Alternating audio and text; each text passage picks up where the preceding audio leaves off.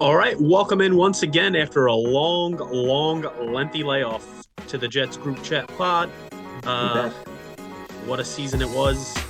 We've obviously been in a hiatus for a little bit, kind of going in mourning, reassess where the franchise is at. Um, we figured this was a good time to come back, drop the first episode of season three. Obviously, we just pulled up on our 2 year anniversary of the pod and its inception. So appreciate all of the support along the way. We're hoping year three, we actually have some winning to talk about and some successes coming our way rather than week in, week out, just talking about Zach Wilson's deficiencies and Robert Saleh not being able to coach and Paul Hackett being just not being able to cut the mustard offensively. So hopefully there's good things in store. Who we got tonight? We got handsome Jer in the house, What up?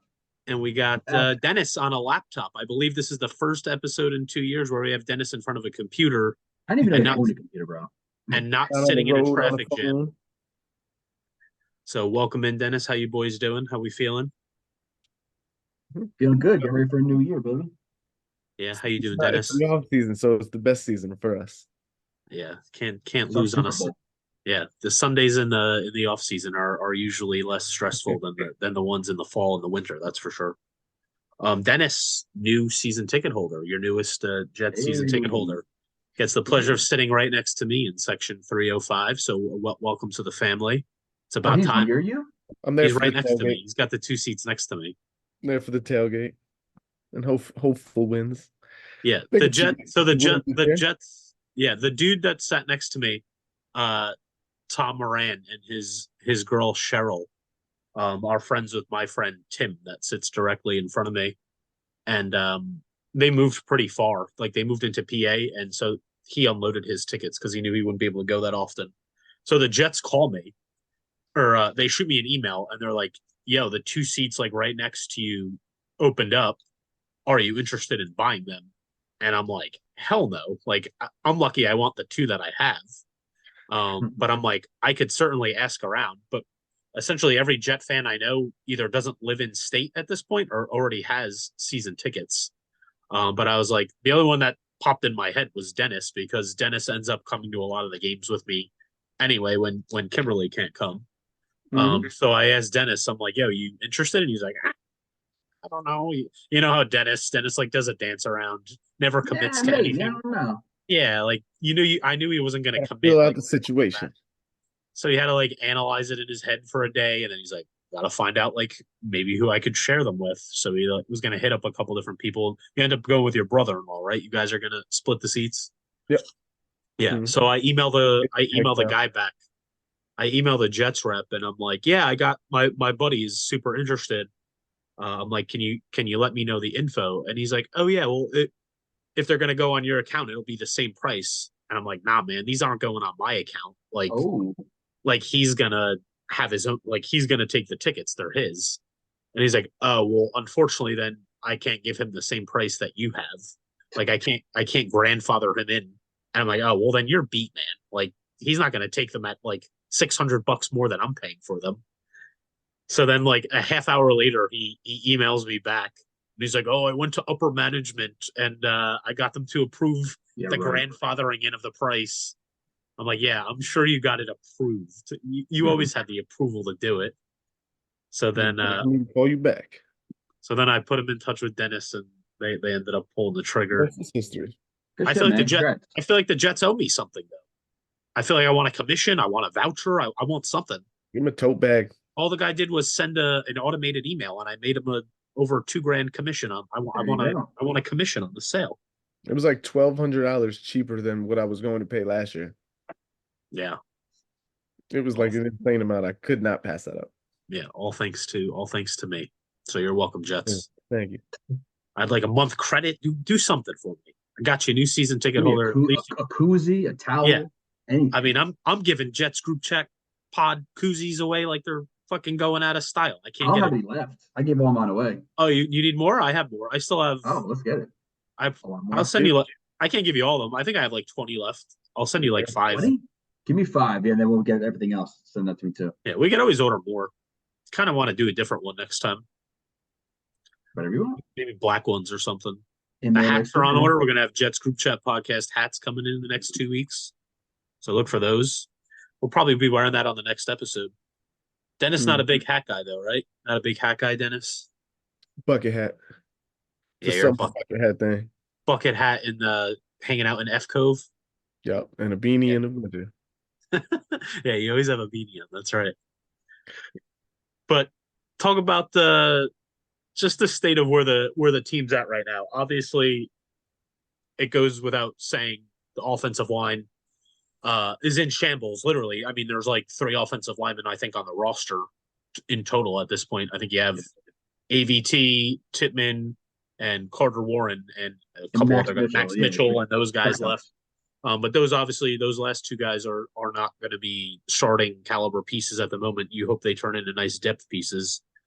But obviously now with the release of Lake and Tomlinson, you're looking at needing to fill 3 holes in one offseason, which, if we're being honest, the Jets haven't been able to build an offensive line in 5 years. We're hoping they build one in one offseason now. So, I mean, the pressure is definitely on Joe Douglas to get it done.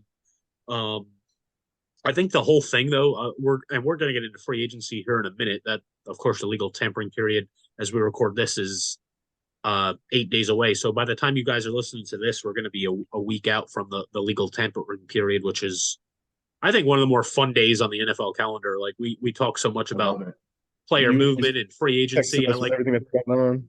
Yeah, I always think that's the most fun day. Like you put notifications on your phone for Twitter, and every 2 minutes there's another It's like one guy. of those most unproductive work days because that's all you're doing is like checking, refreshing Twitter, looking at everything. The group chat is fire. Yeah. Bandoni's always like, "Yo, keep me posted," because he's always at work. So I gotta like keep on top of the group chat, what's going on. But so obviously the Jets going into free agency have to look long and hard at the offensive line. But I think how do you guys feel about this? And it's a good topic I think to start off with. I think the whole entire offseason is predicated really on obviously building the line, but I think building the line is going to come down to where are you putting Elijah Vera Tucker permanently, because Joe Douglas keeps going out permanently and saying that he can play all 4 positions outside of center. And it's just a matter of where they decide to put him, and that's going to be up to, I guess, Saleh and the coaching staff. I think there's one of 2 things. I think Joe Douglas isn't publicly committing to where he's going to play, just to not show his hand publicly to other teams. And I think going into the draft, God forbid they say, "Oh, he's a guard," teams will know he needs 2 tackles. They might either jump the Jets to get the tackle they want in the draft, or they could ask for more in a trade. Or agents could use that as leverage in negotiating tackle contracts. So I think Joe's really going to keep it close to the vest until free agency starts. Or they truthfully might just see how the roster shakes out. I think that's what they're going to do. Like they're going to see who they can get, and based on who they can get, they'll figure out where they're going to put Vera Tucker, based on who they can get. I guess I'll get into where I think he's going to play, but I'm curious on your guys' thoughts, just what the strategy with Vera Tucker should be and maybe will be, and where you guys think he ultimately might fit best on that line as the Jets try to kind of reconfigure the entire thing. So I still look at kind of the lay of the land, what's happening right now, and it's kind of a little bit of a mixture of what you just said. It's a combination of both. He can't show his hand right now. We got jumped last year for a tackle, and then we put in the market, and then you jump for whether they wanted Will McDonald or they didn't, but that's how it shook out. So he doesn't want to tip his hand too much, and again, they want to see what he wants to do. But like this free agency guard market is becoming super robust. Super robust. So there's got a lot of guys, Robert Hunt from Miami, the kid from the Patriots. There's a lot of young guys who are going to be or are available now in the guard market. And I can easily see them picking up 2 starting caliber guards. Now you got to worry about the tackles. So then, okay, draft 1 left side, and then now you have Vera Tucker, and then now you can still continue to develop Max Mitchell, Carter Warren, and then you're kind of set because you got Titman in the middle. I think it's kind of, we have to look at it that way, unless, let's go after Lloyd Cushenberry, the center for the Broncos. The Broncos, right? Yeah. Yep. Broncos. Now you move Titman back to right guard. Maybe even you move ABT back to his original position of left guard. And then you got it. But See, now if you do that, now you're hoping in the draft because the guys you're realistically looking to get, the kid from Oregon State, the kid, J.C. Latham from Alabama, they're all plug and play right tackles. If you miss out on Joe Alt and or the kid from Penn State, now you're hoping you got to overpay for Tyrone Smith. Like, what do you do at left tackle? So I think Right. you got to be smart, and I think putting him at tackle, to be honest, is probably going to be the best. And then to see which bookend you want to put him at, and then go after as many guards and interior linemen as you can. Right. How you feel about it, Dennis? I think I kind of got a mixture of both of you. I would say more. I'm with Cardo saying you kind of want to get all these pieces and then kind of figure it out at the end. Yeah. But I'm also with Jerry saying he should. I think he will ultimately be a tackle, but I would say the right side. I don't think you're going to want him after 2 bad injuries like that. I don't think you're going to want to put the pressure on him on that left side and Yeah. kind of put more stress on there. Right side is, I mean, it's still difficult, but you get a little bit less off of it. Yeah. I think that's and you brought it up. Speaking, you and I talked about it earlier in the week in the chat.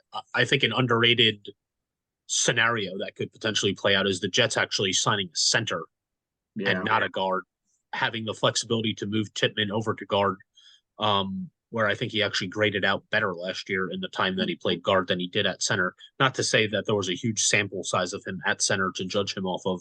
He was obviously drafted to be a center. You also look at it as like Aaron Rodgers is probably going to want either a veteran center to go behind, as opposed. I mean, again, not saying not a knock on Tippmann as a center, but if you look at last year, he was getting snaps from Connor McGovern. That's what he was looking at first. So you're looking at it as like he had a veteran center, that they were connected at the hip. They were kind of seeing each other the same way. He's looking at the line and Rodgers analyzing everything else.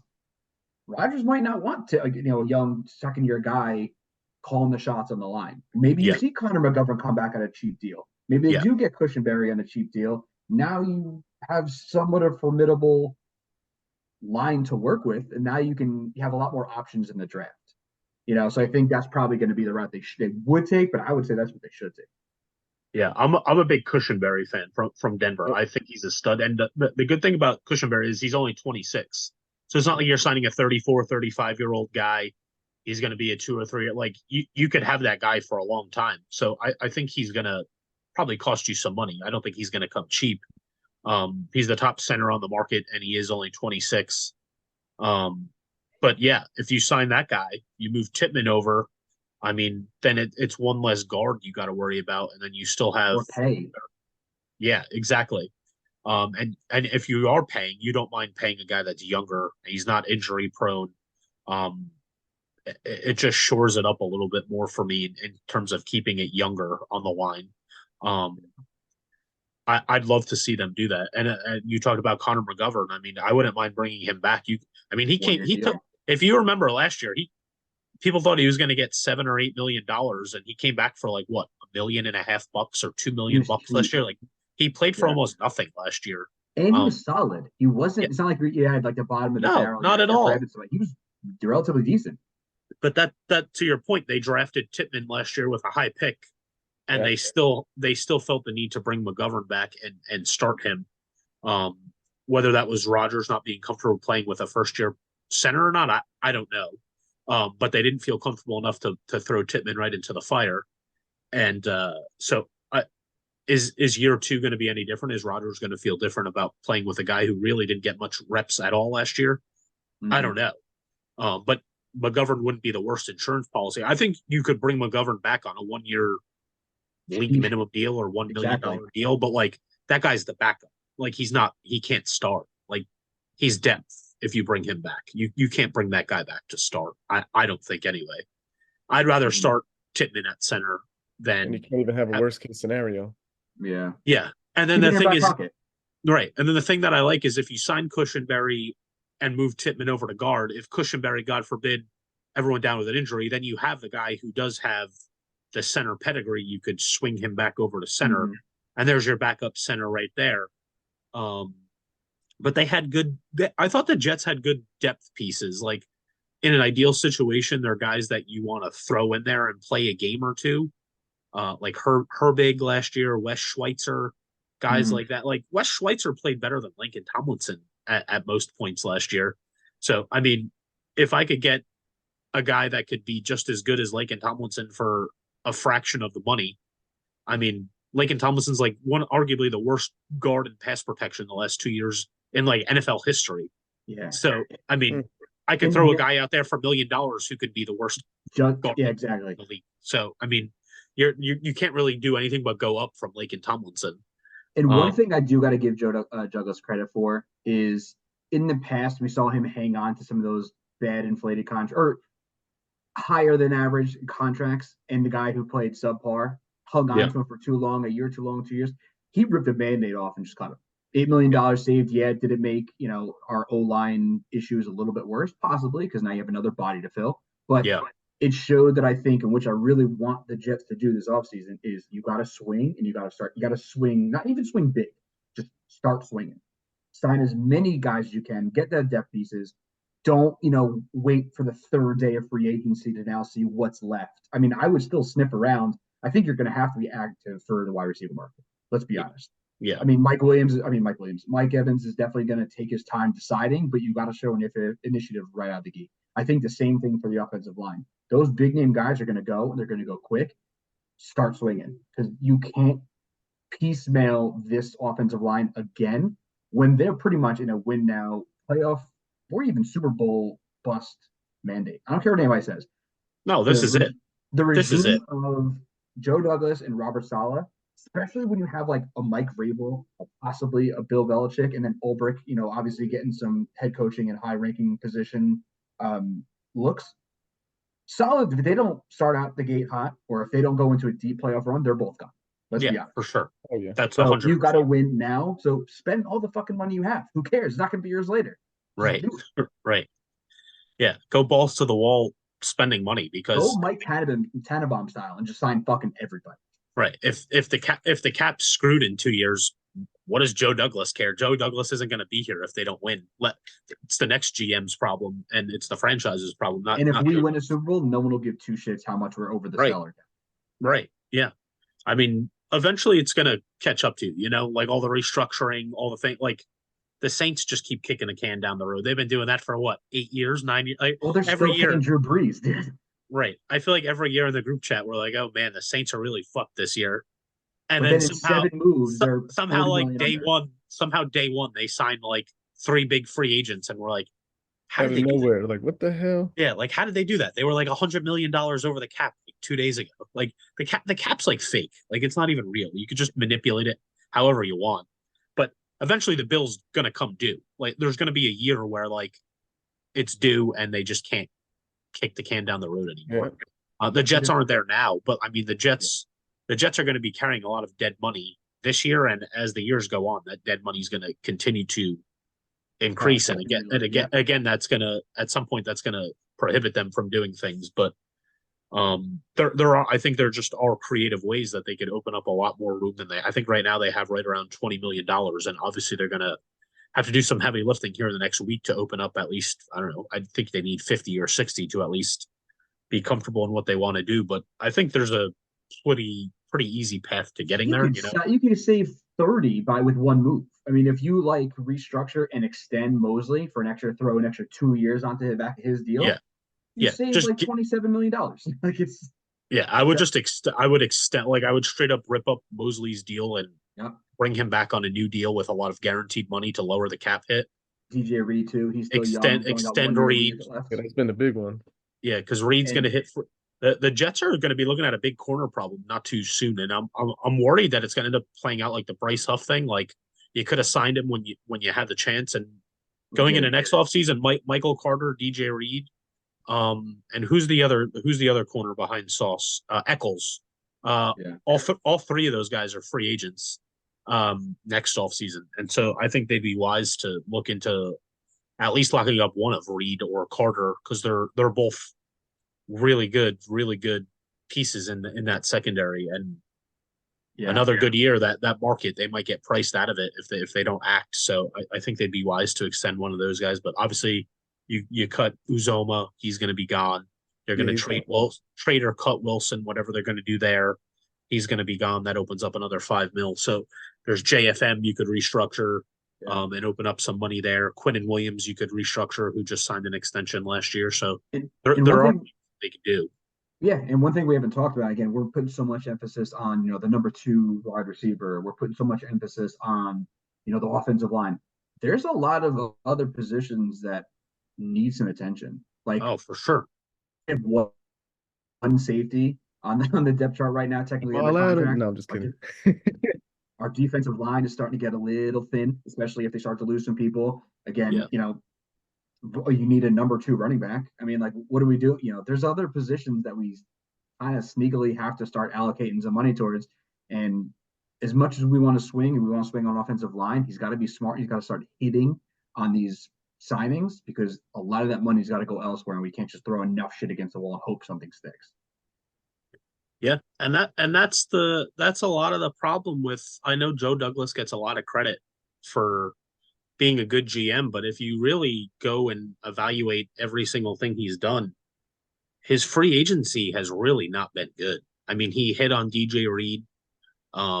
That immediately comes to mind, but a lot of them have just not worked out the way that. No. I mean, CJ Uzoma really has not done anything.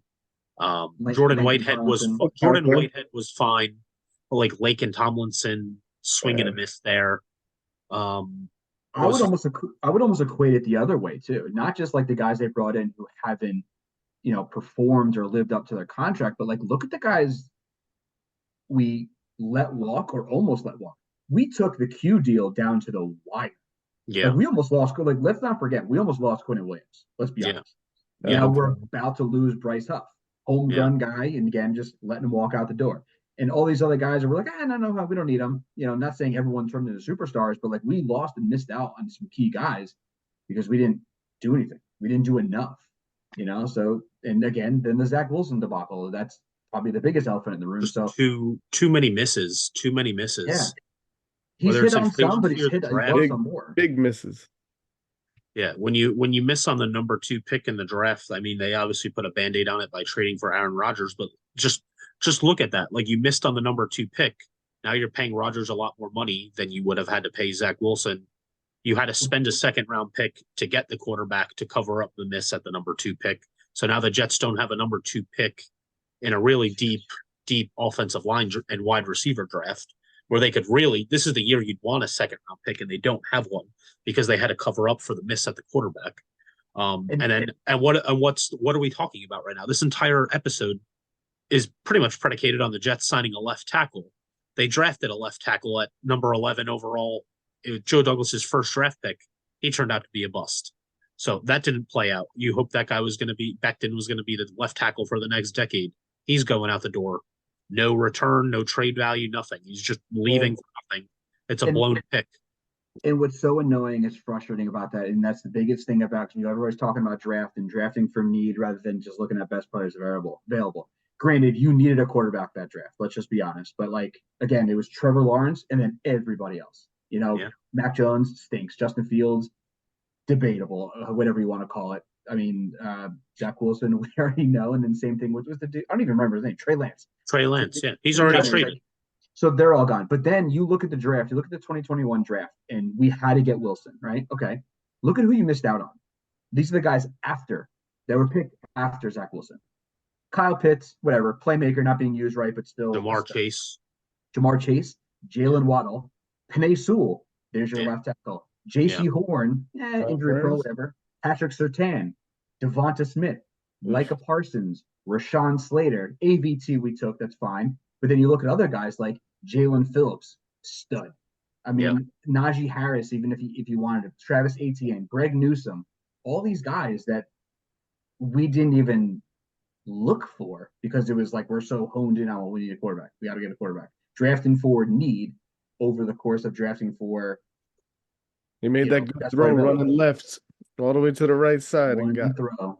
But just think about those first 2 drafts. First year, 2020, Becton, he's going to be gone.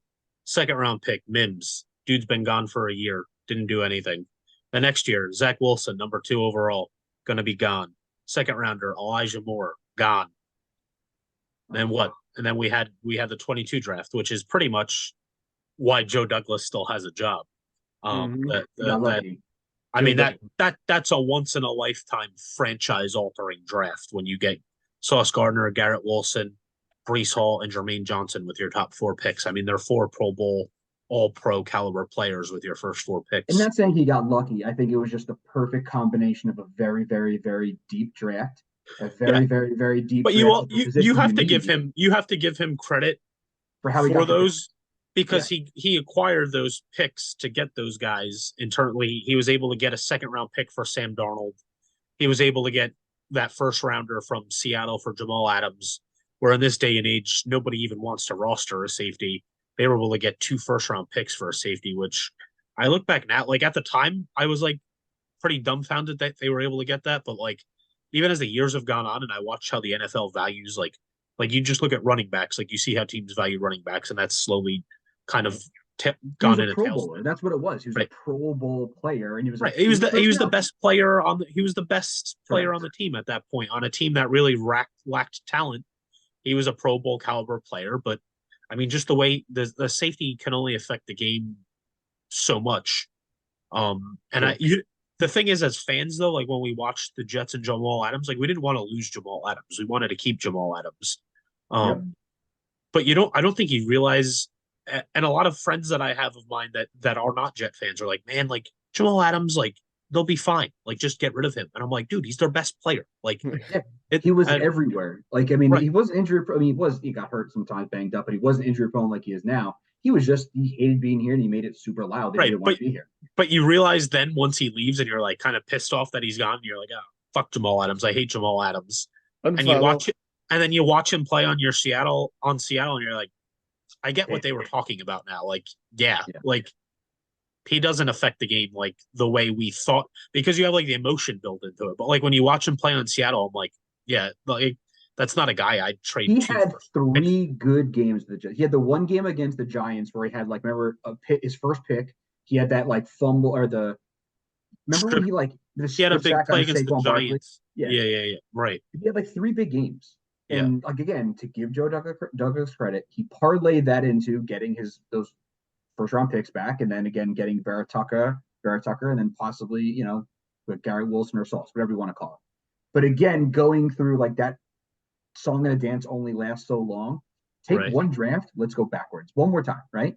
So the way the tackle market went, you basically had to pick between Mekhi Becton and the Tristan Wirfs. You picked the wrong guy because you wanted the left tackle over the right tackle. Tristan Wirfs is a Pro Bowler and staple on the right side, right? So let's take that away. You didn't get him. But then again, you passed on Justin Jefferson and CeeDee Lamb, but we won't talk about that. Right? But now you take that position out and then look at like you could have got a Micah Parsons the next year. Think of all like what you could have done and what one bad pick and how it derails the next 5 years. Yeah, and then you have to spend money on it to cover up the miss. Exactly. So, look at the positions that we have to sign are the positions that we theoretically drafted for. Tackle, you missed on Becton, got to pay for it. You got to pay for a number 2 wide receiver. We missed on Mims. Missed on Ashton Davis, but again, he's kind of showed up a little bit later. But again, now you're looking at safeties. All these positions that you missed on, now you again even draft for 4 years, and now you got to pay for it like 2-fold, 3-fold. Yeah, well, I mean, even wide receiver now, they gave Lazard a lot of money last year. Lazard was a zero. Cut him. Well, they can't cut him because there's too much dead money. They have to hold him this year. But you got to hold him. Now they have to go out again. They have to go out and spend a shit ton of money on a number 2 wide receiver now. If Lazard was a legitimate number 2 receiver and lived up to the contract, maybe the Jets don't need to. Maybe you could find a number. You could sign Curtis Samuel or some shit like that and be fine at number 3. But like you need more of an impact on that now. Chris Mortensen just passed away. I saw that. Just saw that. Goddamn. He had throat cancer, right? He was sick, I think. For a long time, right? Like a couple years. Yeah. Damn. Yeah, I think he was pretty ill. Yeah, I just saw that notification. I was going to bring that up. Had to call that out. But circling back, and I don't want to shift gears, but I will shift gears. Looking at because Garrett Wilson's a bona fide number 1 wide receiver. Let's just be honest. Let's call it what it is. Rodgers going to come back. You hope that he can rejuvenize the let's say the wide receiving core. Let's say he spreads the ball around. I don't know if you bring back a Randall Cobb, but you got Xavier Gibson who's looking nice. Maybe he can make Aaron Lazard look a little bit better. What do you think they do at wide receiver? Everyone wants Gun Mike to my Evans. head. Everyone wants. I think like they end up with I think they end up with Ridley. Calvin Ridley. Mm-hmm. Even that high up on like the priority list. Do you think he pays that heavily? I don't know what he ends up with. Yeah. I'm not sure. I know that they know they need a wide receiver, and they know. I mean, just they tried to trade for wide receivers at the deadline. Like they tried to trade for Mike Evans. They tried to trade for Devontae Adams. Like in October. Like they knew in October they needed a wide receiver. I think Um, somebody's definitely coming, whether it's a trade or yeah, I Joe hope so. But I sign. mean, like, Joe Douglas is. I mean, Joe Douglas tried to trade for Tyreek Hill 2 years. Like Joe Douglas is always looking but for. that was before Garrett Wilson. Like, That was Garrett before Wilson was your number one. for sure. But he's not afraid of like he's obviously been aggressive in pursuing trades. But They that's what I haven't mean. worked Like, do you out. think they go and they say, all right, we're going to give it to Calvin Ridley. We're going to spend top dollar for Mike Evans, or do you think they're like, let's get Darnell Moody. Like, let's get somebody who's. No, What do I you don't think they think they're do? gonna. I think they're gonna go Think get they an go hard? impact. Yeah. Well, relatively. Like there are. I think they're going to be one of the top two or three teams that are suitors for Evans. I mean, he wants to go to a contender. He wants to get paid, and he wants to go play with a veteran quarterback that can get him the ball. I mean, the Jets hypothetically present all three of those opportunities. I mean, it just comes down to it. It always scares me with guys like him that have played in Florida their entire career, no tax or whatever there, and then I just have a hard time seeing him leaving a place like. I mean, you live in Florida these days. Like, Yeah. are you going to go in a place where you don't pay tax currently and go to To pay the top tax bracket. the heaviest tax bracket in the United States on a team that has a lot of questions and that you're unfamiliar with? Like maybe. I mean, but Tampa Bay was in the playoffs last year. I mean, we weren't. I mean, I can't really say that Tampa's set up any. I wouldn't leave that. I wouldn't like call it a dead thing that he goes back to Tampa Bay. I just truly think he's gonna wait to see. He's waiting to see who the quarterback is. I think. Yeah. Do you bring back Baker? Like, what do you do? And I don't know. I think Baker's going to have suitors too, though. There's a lot of teams that need quarterbacks. The Patriots. Baker not in a heartbeat. I could see him with the Patriots, although I don't know. Like, I think the Patriots are going to draft the quarterback, so I don't They're know. getting Jaden Daniels. I think they're going to go hard after Jaden Daniels. Yeah, I agree. I think Jaden Daniels is going to go to New England at number 3, and he's going to ruin us. But there's a lot of different. Like, I feel like a lot of dominoes have to fall. Like, where's Russell Wilson going to end up? Where's Kirk Cousins Fields go? Yeah, where's Justin Fields going to be traded to? Because that's obviously going to fill a lot of different positions, and I think that also plays into the Jets' backup situation. Like Jacoby, if you look at like Dennis said, Brissett and a guy like Minshew, they're like high end backups, borderline. You can start those guys in a situation where you have a young quarterback, or you have maybe a guy you're not sure on, and you want to bring him in to compete. I think those guys might wait to see where the dominoes fall. I think they definitely will. You're not going to see the backup quarterback market is going to be like the last, like won't even get robust until like almost near or after the draft. Did you just get the Jets update from Bleacher Report? No, what happened? 10 minutes ago, they were saying the Jets might target a quarterback in the third day. Which they should. You have to. They have to. What I would do right now, and again, I know everybody wants Jacoby Brissett, everybody wants Gardner Minshew, they want the high price backup. But again, they'd have to, theoretically, if all goes according to plan, they never see the field. So you're going to be paying high dollar amount for like the most coveted guys, just for a possibility. Which again, it could be more high for a personal possibility. I wouldn't be opposed to like bring back Sam Darnold.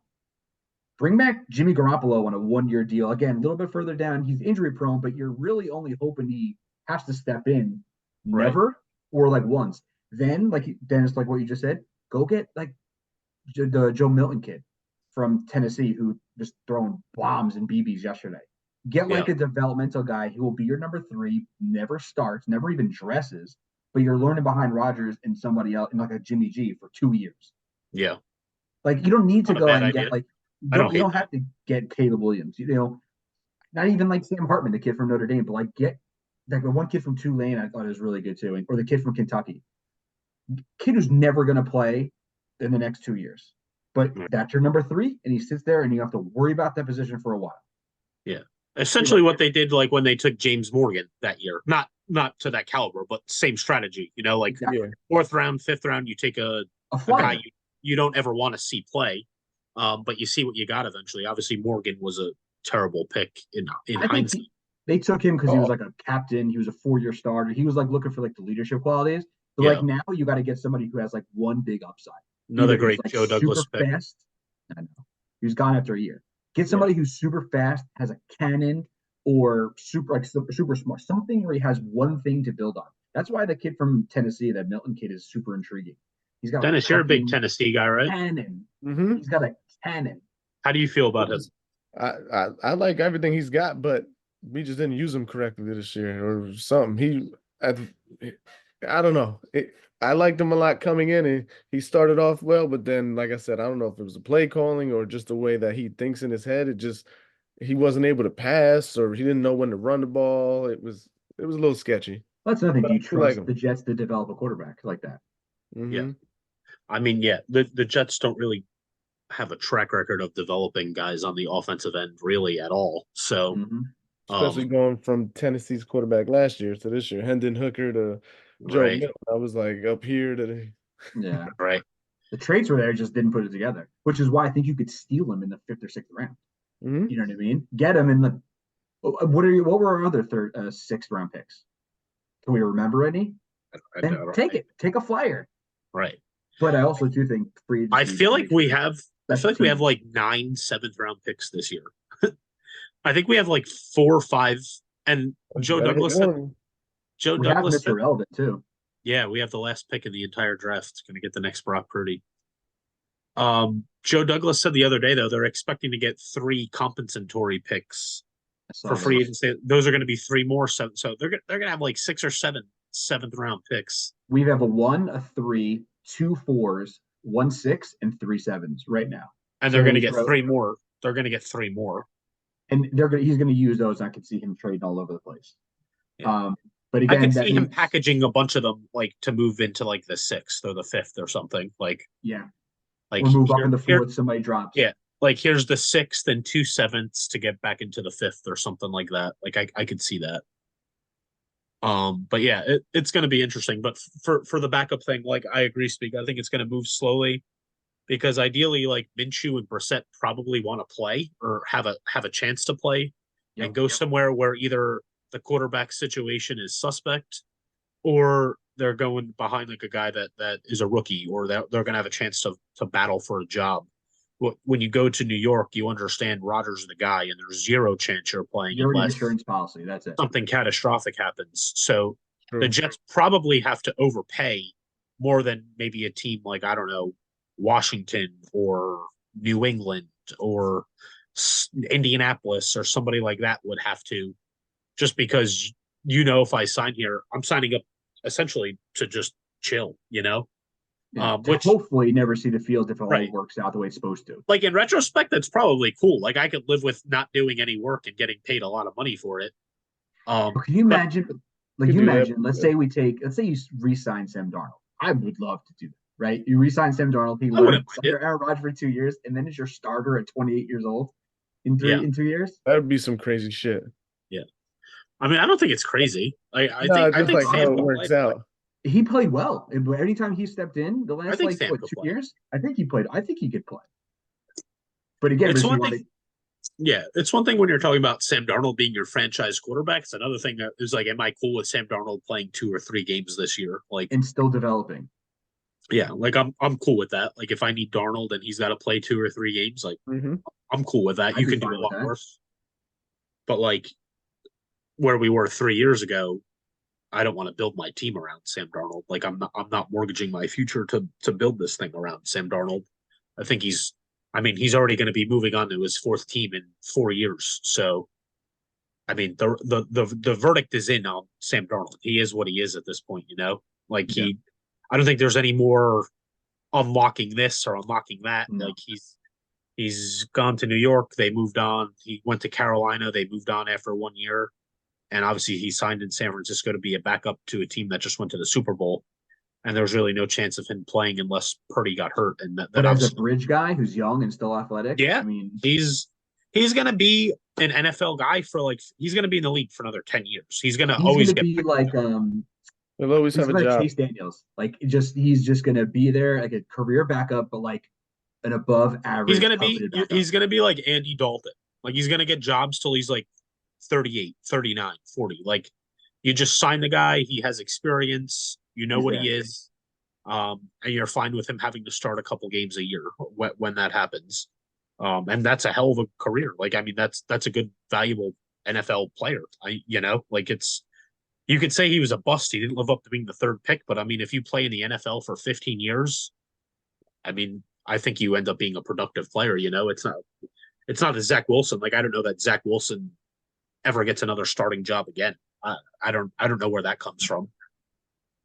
Like Something there's no catastrophic has to Yeah, happen for him to yeah. get back like there's Not no starting. at all. I just don't see the path for him. Like I don't even know who would like I don't even know that I would trade a seventh round Apparently pick. the market is super dried up on him. Like everybody keeps saying the Of course Rams, it everyone keeps is. saying the 49ers, but they're like, nah, we're I don't we're see. I giving don't. I don't see the Ram fit at all. Like I I get the don't know. McVay thing. Like they think McVay That's could it. just snap his fingers, but like LaFleur is there. He's the offensive coordinator, and he fucking hates Zach Wilson. Yeah. So I don't know. I don't see the Wilson to the Rams thing at all. But I know that's like going around there a lot. But I just don't see it. I have a feeling he's stuck on the roster next year. You can't No, cut him. they'll cut him. He's He's going. got a lot. He's got a lot of dead money if you cut him. I mean, they're already going to carry dead money. If they have to carry 5 more million dead, they'll do it. He's That's done. not. I don't think there's a situation at all or a scenario that he comes back. He's on this roster at all. They'll attach a draft pick to move him before that they have him on the roster. Just to And get that's rid of that's him. what I think it's going to be. It's going to be like Zach Wilson and a 6 for another team's 6, or like Zach Wilson and a 7 for a future 7 or something like that. Like Yeah. it's not going to be anything robust. Like they're not getting a 4th-round pick for Zach Wilson. No. That's It's why going even to the be people who say Fields is going to get a 1 or 2, I think are still crazy too. no. I think that would have happened already if that were out there. The longer it goes on, I think they have to move him this week. Like or that ideally that was their plan. I heard Ryan Poles, the Bears GM, talk the other day, and he said they want to do right by him. So when free agency opens up, he at least knows where he's going to be, and before those dominoes start to move. But Which makes you wonder why hasn't he moved yet? I just don't think that they've gotten a value deal that they like. Apparently nobody's even offering a day 2 pick. I don't think they've gotten offered anything more than I mean, a 4th rounder for him. Like they haven't even gotten an offer of a 3. From what it sounds like. Not to say that that's not going to happen, but I don't think it's happened yet. I feel like Atlanta's a really good. I feel like Atlanta's a really good fit for him. I did too, but then you said that Cousins is hot on They the radar they, now. they say that Cousins, like that's the top competition for Minnesota, is going to be Atlanta. I'm not gonna lie, Atlanta could be the sneaky good team. Atlanta has really good pieces, and their defense is pretty decent compared to where it was 2 years ago. Statistically, they were one of the top 5 teams, the top 5 defense last year. They spent a shit ton of money in free agency on defense last year. If you remember, like day 1, they signed everybody day 1 in free agency. And they were good. They were much improved on defense. You still got Bijan. If you could figure out a way to use Kyle Pitts, you got Bijan. You still Algiers, a nice number 2 running back to switch that up, and you have Pitts. And you have what, the 11th, 12th pick this year, right? Were they top? They're like They have 12th, top. right? They have eighth pick. They have the 8th pick. There's your other big receiver. There's your Roma Duzzi. Yeah, Roma Dunze or whatever you want to go with. Yeah. So I mean the pieces are there for Atlanta to be good. I mean you get Kirk Cousins in that situation. I mean that team's a playoff team. It could be anyway. Yeah. I guess here before we wrap, good first episode back. I guess prediction, and it doesn't necessarily even have to be Jets related, but I guess one big. We're not going to get into the draft because we have a couple more episodes to do on the draft before we start doing like mock drafts and anything. But just for the off season, so I guess just exclusively free agents.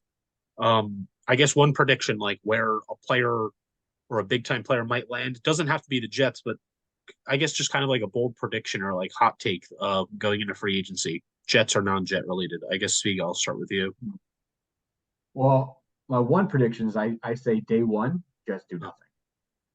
Jets do nothing day one. Jets do nothing day one. We sit here and we clamor on Twitter all day, and then you see the memes where it's like pushing the animal with the stick, it's not moving. I don't think they're going to do nothing this offseason, but I still think, even though everyone says you got to swing, you got to do this, you got to make moves, I still think Joe Douglas is not going to say, "Oh, I'm going to go and give $40 million a year for Mike Evans," or I'm still going to give Mike Anuwu, the kid, the guard for New England, Patriots, New England. I'm going to give him 25 a year. I don't think he's going to overpay just to overpay.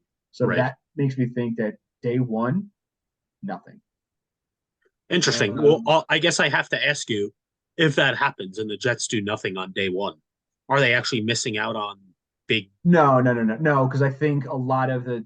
So you think the market's going to move slowly? I think the market's going to move slow. They're going to get a guy. You're going to get people who get paid right out of the gate, like not Huff, but I feel like it's always weird. Like a Brian Burns is going to get paid right out of the gate, or like a L'Jarius Sneed somehow is going to get re-signed for something. There's always going to be the guys or Josh Allen. Like there'll be the one or two outliers that they'll talk about in NFL the whole time, but I feel like the robust markets, like the offensive line, the wide receiver market, I think some of those, and that's where all the high price guys are, it's going to run slow. I think it's just going to run slow. So I say the Jets really do nothing. I don't think they miss out on too much. You might miss on one guy where like one of the big offensive guards goes and everyone's like, "Oh, what the fuck?" But it's like Mike Hart, I think from Miami. Like, oh, who cares? I guess I'll add this to it. Who's the biggest Jets free agent signing of the offseason? Who they end up with? At least one. I was wrong when I said we're not getting Aaron Rodgers. So I'm gonna say we end up with Mike Evans. Somehow I was wrong then. I was like, oh, definitely David Carr, because same old Jets will go undercut. They found a way to make it work. If Mike Evans is the top guy and Rodgers can truly pull him here and says, I could win with him and he could win with, and Mike Evans wants to win with Rodgers, he comes here. And I don't think it's a crazy deal. It's probably like watch it be like a 1 year with a second year maybe, but it's like a 1 year, like 15 million with a shit ton of incentives. I don't know. I mean, don't know. I think you're going to have to give Mike Evans like 3 years or 4 years. I'd think so. Yeah. Dennis, how about you? Just I guess a free agency prediction. Jets or not Jets related?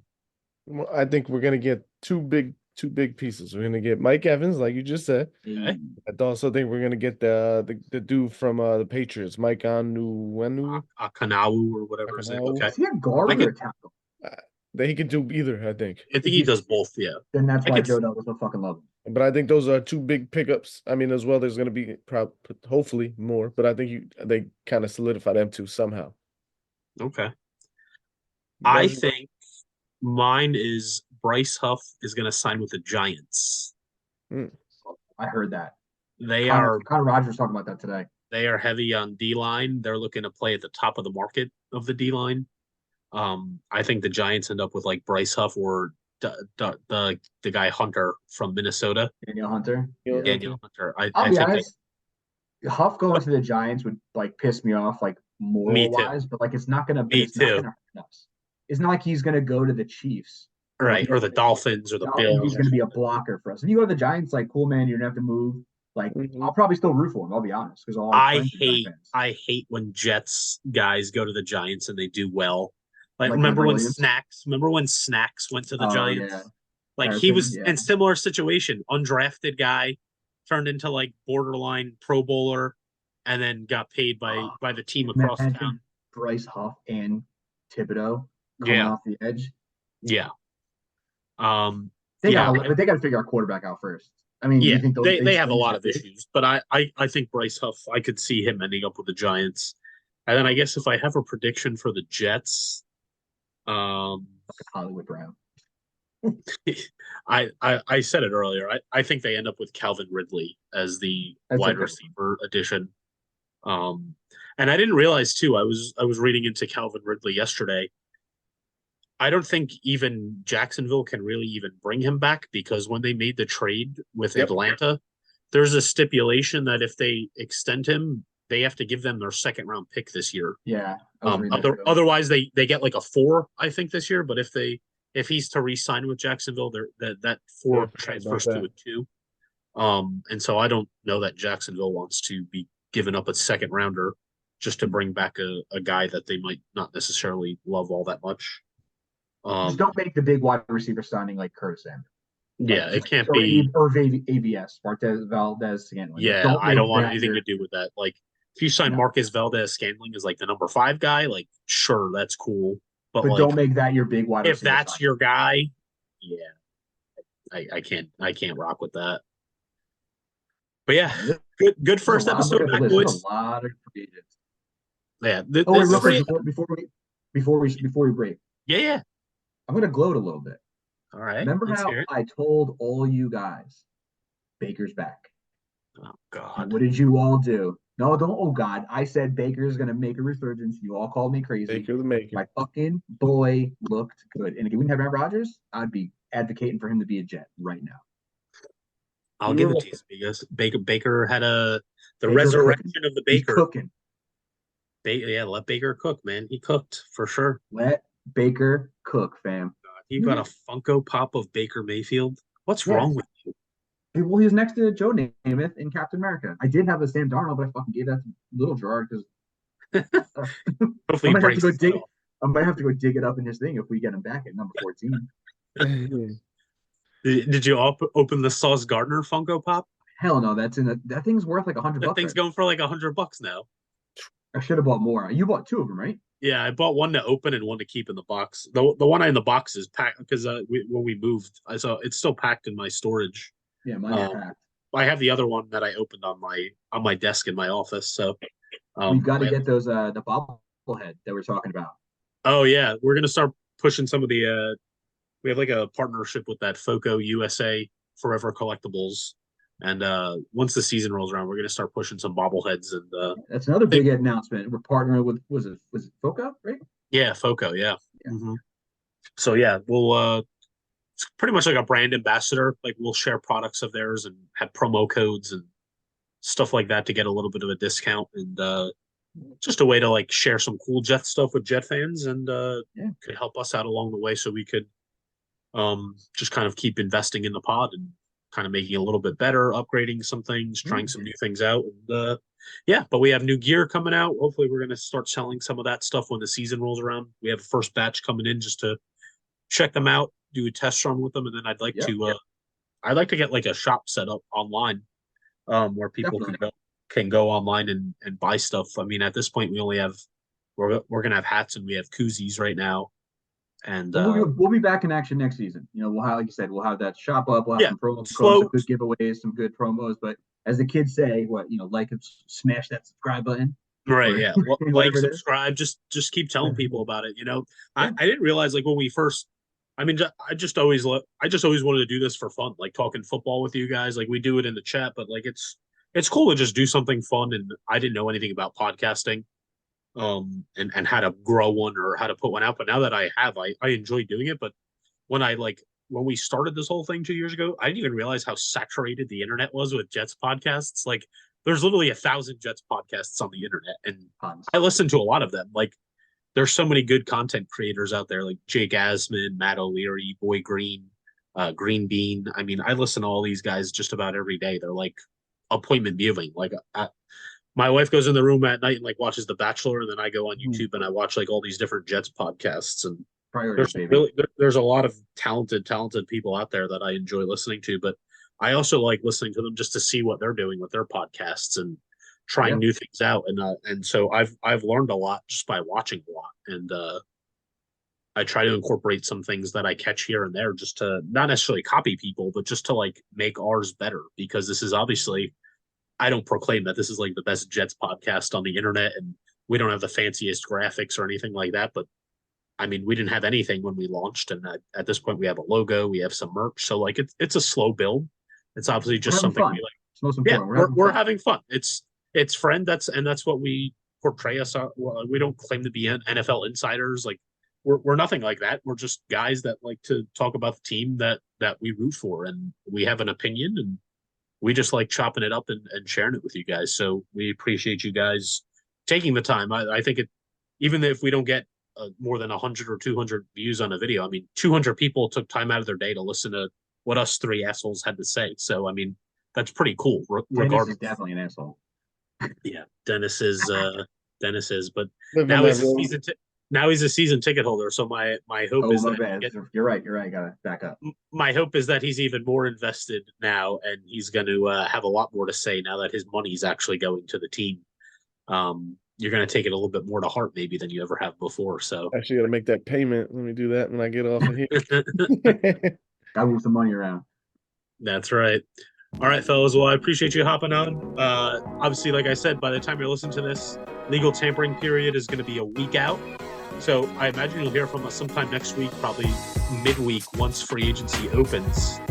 And we'll see what the Jets did, whether they struck out or they kind of hit gold on filling some of those needs. So I appreciate you listening. Like Steve said, like, subscribe, tell all your friends. Until next time, we'll see you later. Shut up, baby.